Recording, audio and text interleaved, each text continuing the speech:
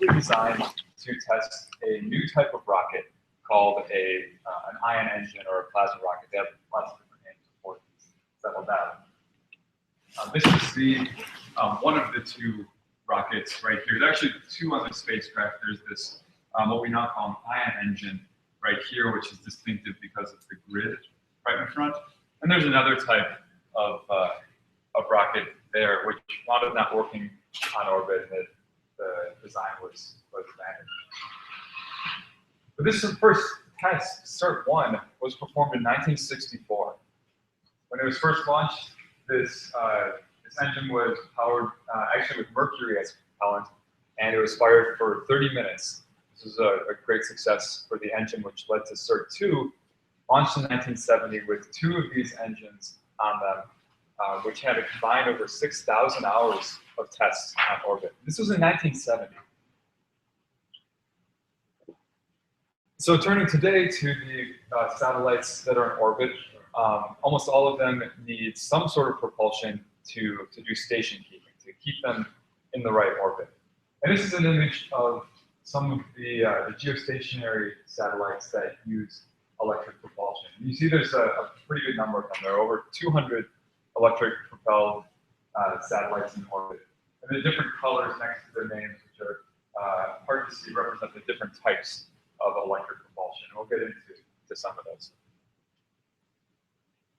But with just over 200 satellites in orbit that are employing EP, that's compared to over 1,000 satellites that are operational in orbit right now. And that's not even considering the extra 2,600 that are in orbit but not operational.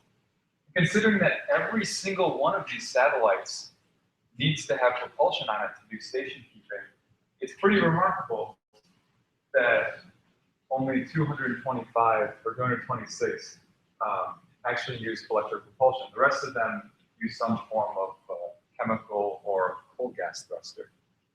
But this is starting to change. There's some really cool new developments that have been happening in the electric propulsion community that are sort of highlighting this industry-wide shift towards electric propulsion. So a few weeks ago, actually, I think about a month and a half ago, Boeing launched its first 702 SP satellites. These are two of these satellites that are stacked on top of each other. These are the first all-electric propulsion satellites that have been launched. Up until now, any satellites that had some sort of electric propulsion for station keeping also had some older technology just to make sure that it was going to work. But EP has come such a long way, it's so far developed, that there's the confidence now to equip a satellite with electric propulsion exclusively. The 702 SP uses some ion engines to do its station keeping. So these satellites are very generic bus between 2 and 8 kilowatts or so, and Boeing can kind of tailor them to whatever their customers' needs are. So the first two that got launched were one by MexSat, or SatMex, a Mexican telecommunications company, the other by Asia Broadcasting. By using electric propulsion, electric propulsion is very, very fuel efficient, so you don't need to bring as much propellant as a typical chemical or coal gas takes. Because of this, the satellite gets smaller. You can stack two of these in a launch vehicle and winds up saving a lot of money, about 20% of the cost from a typical satellite. Here are some artist renditions of these in orbit. As you can see, there's some variation. This one has 4 deployed panels on each side. One on the right has 5, one on top has 3. And there's some different payloads here because it's a very flexible system. You need some amount of power to run the satellite, some electric propulsion to keep it in orbit, and then whatever the payload you want to put up. So that's a very cool recent development. Reaching back some years back, about a decade ago, electric propulsion sort of came into save the day on the Artemis mission. Artemis is a European Space Agency telecommunications satellite that was being sent up to geostationary orbit. Geostationary orbit is at an altitude of about 46,000 kilometers. So this got it right up to lower Earth orbit, and then it had a chemical propulsion system to lift it from lower Earth orbit all the way up to GEO. So it got placed into an eccentric orbit with a perigee of about 17,000 kilometers, and, or an apogee of about 17,000 kilometers, and perigee of about 750. So lower Earth orbit. It gets put up into space, and the chemical rocket, or the chemical engine that was going to do the orbit raising, completely malfunctions. This put the entire mission at risk. So the Artemis team actually had to reprogram the satellite. This is a really, really big problem. They had to reprogram about 25% of the code from the ground. But doing so, they tapped into the two Hall thrusters that, or sorry, the two ion engines that are on the satellite that were placed right here, and used them to do the orbit raising up to geostationary orbit. This is a very different sort of operation. This has never been done before, where electric propulsion actually did the orbit raising from lower Earth orbit to geostationary orbit. And these weren't designed to do that. These were just designed for station keeping. So that whole operation took about 18 months because these are very, very low thrust devices. But they did come in to actually rescue the mission, and it is operational. Similar sort of thing happened to US 214, which was a military satellite for secure communications that needed to be up in geostationary orbit. It uses a couple of Hall thrusters, and again, its chemical stage that was supposed to take it into GEO failed, and so it had to rely on the Hall thrusters to perform the maneuver. It's instances like these where electric propulsion kind of came to the rescue, even though it wasn't designed in this mission for orbit raising. It's able to demonstrate that it is capable of something like this sort of technology. Recently, you might have heard that Dawn went into orbit around Ceres. Dawn is a mission to explore protoplanets and image them, scan them, and sort of learn more about how planets form out in the asteroid belt. So it has it visited a few targets, looking at the schematic of the solar system. In 2007, it launched from Earth, made a slow spiral out, rendezvousing with Mars and making a maneuver. It intercepted Vesta in 2011, went into orbit around it for a number of months. Exited orbit, and then finally went into orbit around Ceres just recently. I'm starting to get some really interesting images and data back. But this mission was really exciting for the electric propulsion community because it was the first time that a NASA Explorer mission used EP entirely. This is an image of the satellite up close. We've got the solar panels, communications, and then on the bottom here, 3 ion engines that were used for primary propulsion to get the satellite from Earth out to Mars, out to Vesta, out to Ceres. The next ion engine is some incredibly cool technology. It's a very, very advanced ion thruster. This is a series of grids 40 inches in diameter, which is the largest ion engine that had ever been built. Recently, I think it was just a year, in this past year or so, they finished up lifetime testing of this engine, operating it for 5.5 years continuously under and it performed just as expected for that entire time. This is one of the huge demonstrators for EP, that it can actually have this high performance, which I'll talk about shortly, and operate for a very, very long time. Okay, so we can see that there's this interest that's starting to come into electric propulsion, that's really starting to take hold and getting applied for science missions, for industry applications. So I want to go back to the rocket equation and start considering why this choice is being made. Cold gas propulsion, chemical propulsion, propulsion has been around for decades. It's even older than electric propulsion. So why do we make the change? Why is this shift happening towards EP? So here we've got the basic rocket thrust equation. The rocket carries up all of its propellant with it and ejects it in a high velocity jet as it goes. This leads to the rocket equation that many of us are familiar with. Delta V equals VE, the exit velocity, times the natural log of the initial mass over the final mass. Delta V is sort of the metric of interest when we want to get from point A to point B. This is a nice little diagram that I like to show how much delta V it takes, how much change in velocity you need to get to different places. Down here we have the Earth, lower Earth orbit, the sun is up top. It takes about 10 kilometers per second of velocity change to get from the surface of the Earth up into lower Earth orbit. This is a large amount of delta V that really needs a large launch vehicle to get up into lower Earth orbit to combat gravity, to combat the drag of the atmosphere. But once we're up in lower Earth orbit, now we don't have to worry about gravity so much. We don't have to worry about atmospheric drag.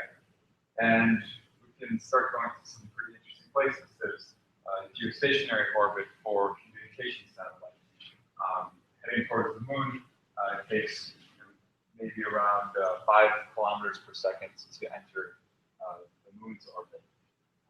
Getting into Mars transfer, you can go all the way to orbit around Mars, or to Mars moons. All of these have some delta V costs associated with it. So how much delta V does it take to do some of these missions in a timely manner? On the x-axis down here, we've got delta V in kilometers per second. And the y-axis is the final mass over the initial mass. So basically, what fraction of payload can we get to this destination? If we have an exhaust velocity of 3,000 meters per second, which is fairly typical for a chemical system, to get from lower Earth orbit to geostationary orbit, that's going to take maybe 5 kilometers per second. And we have a final mass to initial mass of 0.15. So from our initial lower Earth orbit, 85% of that mass has to be propellant. And doing so can raise the rest of the 15 from lower Earth orbit to geostationary orbit. Okay, I mean, that's not ideal, but if we really need to get that 15% up to geostationary orbit, sure, we can swing that. That's fine. We're from lower Earth orbit to Mars in a 250-day trip. This would be appropriate for an unmanned mission, sending a rover to Mars, something like that. That has delta V closer to 7 or 8 kilometers per second. Now we're only taking along a payload that's 7% of the initial mass. Now this is 93% propellant in this vehicle. That's starting to stretch things a bit. We're going to come lower Earth orbit to Neptune, reaching the outer planets in a 30-year trip. Now we're down into the 1s and 2s of percent. This one out here, lower Earth orbit to Mars on a 40-day trip. Now this would be sort of unnecessary if we're just going to take along some equipment or have an unmanned probe going to Mars. For that, taking a 250-day trip is perfectly fine. But in the in between Earth and Mars, the radiation is so intense. It's a human traveling in that area for 250 days would get a very dangerous amount of radiation. So to get humans from Earth to Mars, we need to be talking more like 40 days. We're talking lower Earth orbit to Mars in 40 days using chemical propulsion with 3,000 meters per second. We have a fraction here of 5 times 10 to the minus 13. It's a tiny, tiny amount of actual payload that we can get to Mars using just a single stage chemical propulsion.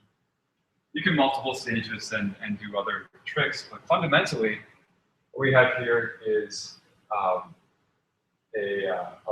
very high propellant cost for doing these sorts of missions. So one of the questions we can ask ourselves is, how do we raise the delta V? The delta V is sort of the currency of the realm and how we get to do interesting things in the solar system. So science missions might be asking, how do we increase delta V? How do we increase the distance that we can travel to really get out to these outer planets, explore, and do some really cool things? If we take a look at the rocket equation, there are two things that we can do. First, we can just bring more propellant. Use the same rockets that we've been using and just pack more propellant into these things. And the other is to improve the engine performance. If we increase that exit velocity for a given amount of propellant, we can get a higher delta V and get out and explore the solar system. Now, industry has sort of a different driver. It's not looking to get way out to the outer reaches of the solar system. It knows where it wants to go, and it's probably geostationary orbit. So the cost to get 1 kilogram from the surface of the Earth into geostationary orbit costs $27,000. We're talking about a typical geostationary mass of 2,000 kilograms. That means that the cost to launch a satellite to geo is about $500 million. It can go up to about $100 million or so. Just crazy expensive. And this is the question that companies are asking. This is what industry wants to know. It's not how to increase delta V, it's how to reduce costs. This is a very, very large line item for a satellite mission. But to reduce costs, we want to bring less propellant. This is sort of the opposite of what science missions are looking for. We have just a given delta V going from lower Earth orbit to geostationary orbit. We have one option, which is to bring less propellant. But if delta V is staying the same, in order to bring less propellant, we have to, at the same time, improve engine performance. We have to increase this delta V. So this is a common driver for both science and industry. Science wants to increase the performance because it wants to increase the delta V for submissions. Get out as far as possible, have a high delta V to go exploring, like the Dawn mission for the Explorer missions, these sorts of things. Industry also needs improved engine performance, but for different reasons. It wants to drive down costs. For every kilogram that it can save to put into orbit, it's going to drive down the cost to launch a satellite really significantly. So, okay, we would say that we want to improve engine performance. So let's start from the basic engine. This is the V2 engine, which most modern chemical engines are based on. They're all pretty similar. What we have is a big combustion chamber, and we're going to inject the chemical propellant, burn it, heat it up to a really high temperature, and inject it through this nozzle. This nozzle will convert the thermal energy into directed kinetic energy into this big jet coming out the back of the engine and producing thrust. And it's increasing this exhaust velocity, VE, what we're trying to do to improve performance. So we say, okay, the whole point is to get as high of a temperature as possible to increase the exhaust velocity. So we go to the first type of electric propulsion device that was ever flown. This is the resistojet. Resistojet is a pretty simple device. You've got a valve here, propellant coming in from the left. Here's a two-stage heater, a small 14-watt heater here, and then a 400-watt heater here. This is just a coil of wire that current is run through to get to a really high temperature. So the propellant goes through, it passes over the coil, it's heated as hot as it can, and then exhausts through the nozzle. So this might be good. There are a couple of benefits of doing a design like this. First of all, we've decoupled the energy source from the propellant. For a chemical rocket, you are tying those two things together. Whatever you're burning to get the energy is also dictating what the exhaust products are. Here we have more flexibility. We can use whatever propellant is appropriate. And now we have a separate knob, a separate control for heating using this coil. Designed like this, the resistor jet is also pretty nice from a technical standpoint because it fits. It's a very nice replacement for old monopropellant engines. Monopropellant engine would use hydrazine, pump hydrazine into a nozzle. The hydrazine is a propellant that breaks up, heats up, and then exhausts through the nozzle. Basically, by replacing that nozzle with this slightly more complicated resistor jet, you get the added benefits of the electric heating as well. But there's a limit to this. This doesn't really solve our problem too much because one of the limitations for chemical propulsion is the materials interaction. We have this combustion chamber that's getting really hot, but there's a limit to how high the temperature can get before it starts melting the surface of the combustion chamber. And we haven't really changed that here. We still have the material limitations in this heater. We can only get the heater so hot before it starts to melt. So we need a different solution. We need some way to get a really hot temperature for this combustion chamber without melting things. And for this, we turn to plasma.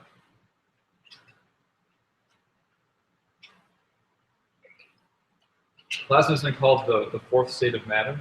It's a pretty good description. We start off with some solid, and we add a bunch of heat, add a bunch of energy to it. Eventually, it's going to melt and turn into a liquid. We keep adding heat, start to break those intermolecular bonds, and it'll turn into a gas. If we keep putting more energy, more heat into the system, eventually that gas is going to start losing electrons.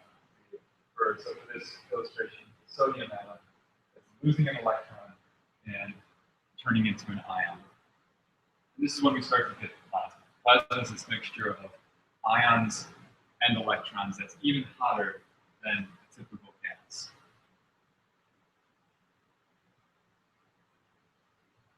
Now this wouldn't necessarily solve our problem because if we have a plasma interacting with the surface, it doesn't matter if it's a liquid, a gas, solid. If you have 5,000 Kelvin up against a metal surface, it's going to start melting something.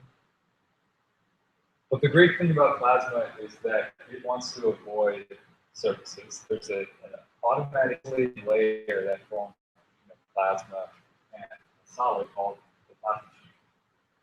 Here's a photo of a plasma being created over a cathode here. You can see this bright glowing plasma and then dark space in between it and the surface. This is the plasma sheet. This is a naturally insulating layer that separates the plasma from any boundaries. So the plasma here can be 5,000 degrees, 7,000 degrees, whatever it is, but it's staying away from the surface. So the surface isn't seeing those sorts of temperatures. The plasma can get to be really hot. So this leads to the next type of electric propulsion device that I want to talk about, which is the arc jet. The arc jet makes use of this plasma as the heating source, so we're not limited by the surface limitations of a coil heater. The way that the arc jet works is that there's a plasma, this purple area is generated in between the cathode and the anode. Gas flows through the plasma. The plasma exchanges its heat with the gas, and the gas exhausts out through the nozzle. So the plasma here can get to be temperatures up to about 8,000 Kelvin or so. So great improvement. We're increasing the temperature, increasing the exhaust velocity. That's what's working to increase the performance. I love this photo of an arc jet in operational. I don't know what the propellant that's being used here is, but it doesn't emit in the visible spectrum, so you can't see the plume until you put something in its way, and you can see it glowing white hot from the energy of the exhaust bombarding it and heating it up. So these are devices that are in orbit now that are used for station keeping. And these are great answers. The resistojet, the arc jet. These are great answers to the wrong question. The question that we were asking was, how do we increase delta V? The question that we answered with these two devices was, how do we increase the chamber temperature for a typical nozzle-based thruster? And there's a limit here. Even if we go out to 10,000 Kelvin, even hotter than the typical arc jet gets, we're reaching ISPs of about 500. We're reaching exit velocities of about 5,000 meters per second. This is not a sea change in propulsion. This is incremental changes. What we have to do is start asking a different question to get very significant differences in the exit velocity. And this is using electric fields. We have a voltage of, say, 1,000, 2,000, 3,000 volts, something that can be easily generated from conventional electronics. When we send an ion through this voltage change, it's going to pick up some amount of energy. At 1,000 volts, that ion is going to reach speeds of over 30,000 meters per second. That's 3,000 seconds of specific impulse. If the voltage is 3,000 volts out at the end there, we're talking about specific impulses upwards of 7,000 seconds. This is the sort of difference that is going to improve the performance for these propulsion devices. Exit velocity is an order of magnitude larger than chemical and coal gas devices. So the question is, how do we achieve these sorts of velocities using electric fields? And that's where some of the advanced electric propulsion devices like Hall thrusters and ion engines come into play. I'll talk about ion engines first. These are the devices that were first developed in the United States, the ones that I talked about at the very beginning, starting in the 60s and then more so into the 70s. The way this works is that there's some gas that gets injected into this, this bucket-shaped area, and a bunch of electrons are injected in there as well. The electrons zip around, and they get confined by some magnetic fields, which are kind of shown in these blue lines here. So the electrons go in and they bounce around, and eventually the electron hits a neutral atom and ionizes it into an ion and an electron. This happens over and over and over again until there's a plasma that's formed in this area. Now the ions kind of bumble around and move slowly until eventually they wind up making their way into or past this grid. Right past this grid is a second grid, which is biased to a very low negative potential. So typically there's either between 1,000 and 2,000 volt difference between these two grids, which are very closely spaced in here. That bias between the two grids creates an electric field. So the instant the ion makes its way in between those two grids, it feels a very intense electric field and gets accelerated over the few millimeters between these grids and leaves the ion engine at these velocities of tens of thousands of meters per second. So now we have a stream of ions leaving this engine. That's good. That's what we want. We want these ions to be generating the thrust for the spacecraft. But if that was all, eventually we'd be losing all of our positive charge. The spacecraft would charge negative, then all of a sudden these ions would turn right around, come back to the spacecraft. So there needs to be some way to lose the negative charge as well. That's what this hollow cathode is down here. This is a neutralizing source which ejects electrons. Electrons come in and they disperse themselves among the ions, and so we get a neutral beam leaving the ion engine.